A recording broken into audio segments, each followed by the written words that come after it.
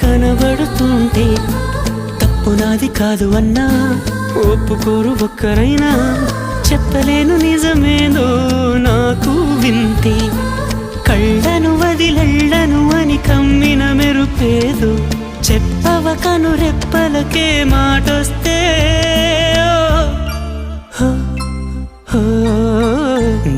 నేనుగా లేని